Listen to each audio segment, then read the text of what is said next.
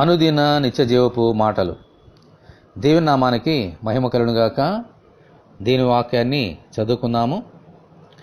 ఒకరినొకరము వివాదమునకు రేపకయు, ఒకరి యందొకరము అసూయ పడకయు, వృధాగా అతిశయపడకయు ఉందము.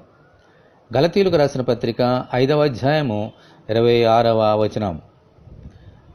వివాదము, అసూయ, అతిశయము ఇవన్నీ దేవునికి వ్యతిరేకమైన శరీర సంబంధమైన కార్యములు.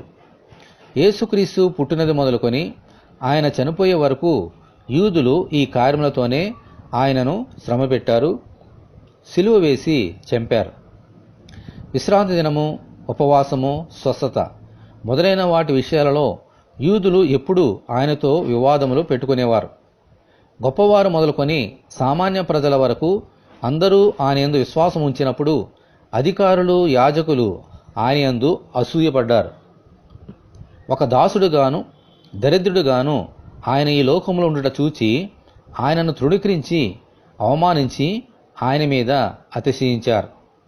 వీటన్నిటి అంతము శిలువ మీద ఆయన మరణము. యేసునందు విశ్వాసముంచిన మనము అవిశ్వాసులతో ఎప్పుడూ వివాదములు పెట్టుకోకూడదు. మనకన్నా ఉన్నత స్థితిలో ఉన్నవారిని చూచి అసూయ పడకూడదు.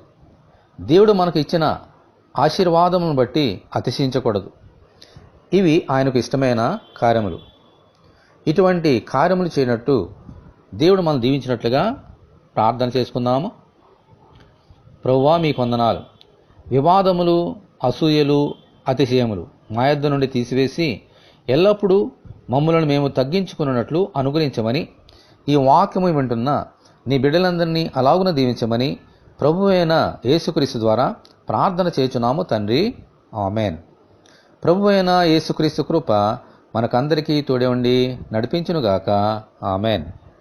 పరిశుద్ధ దేవుని మందిరం.